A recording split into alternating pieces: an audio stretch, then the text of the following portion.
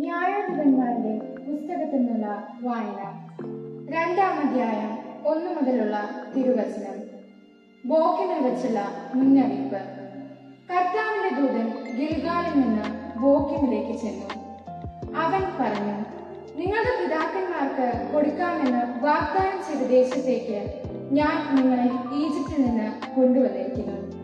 നിങ്ങളോട് ചെയ്ത ഉടമ്പടി ഞാൻ ഒരിക്കലും ലംഘിക്കുകയില്ലെന്നും ഈ ദേശവാസികളുമായി യാതൊരു സഖ്യവും നിങ്ങൾ ചെയ്യരുതെന്നും അവരുടെ ബലിപീഠങ്ങളെ നശിപ്പിച്ചു കളയണമെന്നും ഞാൻ നിങ്ങളോട് പറയും. എന്നാൽ നിങ്ങൾ എന്റെ കൽപ്പന അനുസരിച്ചില്ല. നിങ്ങൾ ഈ ചെയ്തത് എന്താണ്?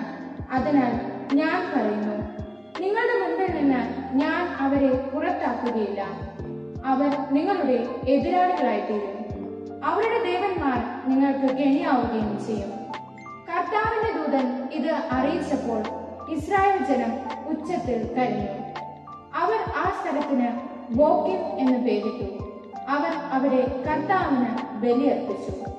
ജോഷുവയുടെ മരണം. ജോഷുവ ഇസ്രായേൽ ജനത്തെ പറഞ്ഞയച്ചു.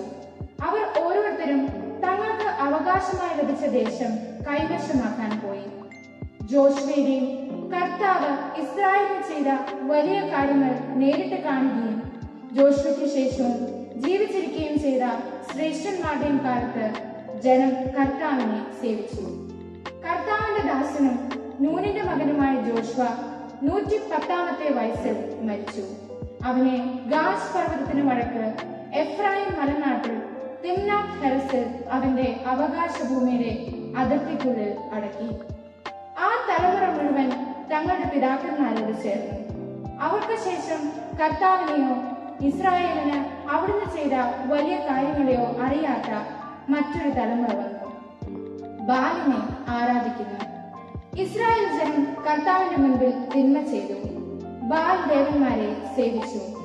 തങ്ങളുടെ പിതാക്കന്മാരെ ഈജിപ്തിൽ നിന്ന് കൊണ്ടുവന്ന ദൈവമായ കർത്താവിനെ അവർ ഉപേക്ഷിച്ചു.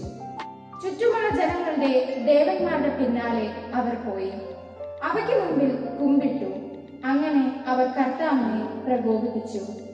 അവർ കർത്താവിനെ ഉപേക്ഷിച്ച് ബാൽ ദേവന്മാരെയും അസ്താർത്തെ ദേവതകളെയും സേവിച്ചു. ഇസ്രായേലിനെതിരെ കർത്താവിന്റെ കോപം ജ്വലിച്ചു. അവിടുന്ന് അവരെ കവർച്ചക്കാർക്ക് ഏൽപ്പിച്ചു കൊടുത്തു. അവർ അവരെ കൊള്ളയടിച്ചു. ചുറ്റുമുള്ള ശത്രുക്കളുടെ ആധിപത്യത്തിന് അവരെ വിട്ടുകൊടുത്തു. അവരോട് എതിർത്ത് നിൽക്കാൻ അവർക്ക് കഴിഞ്ഞില്ല. കർത്താവ് ശപഥം ചെയ്തത് അവർക്ക് മുന്നറിയിപ്പ് നൽകിയിരിക്കുന്നത് പോലെ ചെന്നിടത്തൊക്കെയും നാശം വരുത്തത്തക്ക വിധം കർത്താവിന്റെ കരം അവർക്ക് എതിരായിരുന്നു. അവർ വളരെ കഷ്ടത അനുഭവിച്ചു. അപ്പോൾ കർത്താവ് ന്യായാധിപന്മാരെ നിയമിച്ചു. കവർച്ച ചെയ്തിരുന്നവരുടെ ആധിപത്യത്തിൽ നിന്ന് അവൻ അവരെ രക്ഷിച്ചു. എങ്കിലും ന്യായാധിപന്മാരെ അവർ അനുസരിച്ചില്ല. പ്രത്യുത അന്യദേവന്മാരുടെ പുറകെ പോയി അവരെ വന്ദിച്ചു. കർത്താവിന്റെ കൽപ്പനകൾ അനുസരിച്ച് ജീവിച്ച പിതാക്കന്മാരുടെ മാർഗത്തിൽ നിന്ന് അവർ വേഗം വ്യതിചലിച്ചു. അവർ അവരെ അനുകരിച്ചില്ല. ന്യായാധിപന്മാരെ നിയമിച്ചപ്പോഴൊക്കെ കർത്താവ് അവർ ഓരോരുത്തരുടെയും കൂടെ ഉണ്ടായിരുന്നു. അവരുടെ കാലത്ത് കർത്താവ് ശത്രുക്കളുടെ കയ്യിൽ നിന്ന് ജനത്തെ രക്ഷിച്ചിരുന്നു.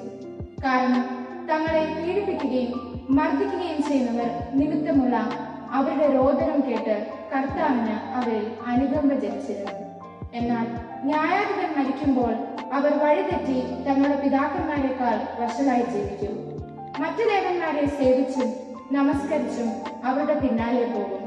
തങ്ങളുടെ ആചാരങ്ങളും മർക്കടമുഷ്ടിയും അവർ ഉപേക്ഷിച്ചില്ല. കർത്താവിന്റെ കോപം ഇസ്രായേലിനെതിരെ ജ്വലിച്ചു. അവിടുന്ന് പറഞ്ഞു, ഈ ജനം അവരുടെ പിതാക്കന്മാരോട് ഞാൻ ചെയ്ത ഉടമ്പടി ലംഘിച്ചിരിക്കുന്നു. എന്റെ വാക്കുകൾ അവർ അനുസരിച്ചില്ല. അതിനാൽ ജോഷുവ മരിക്കുമ്പോൾ അവശേഷിച്ചിരുന്ന ജനതകളെ അവരുടെ മുൻപിൽ നിന്ന് ഞാൻ നീക്കിക്കളയുകയില്ല.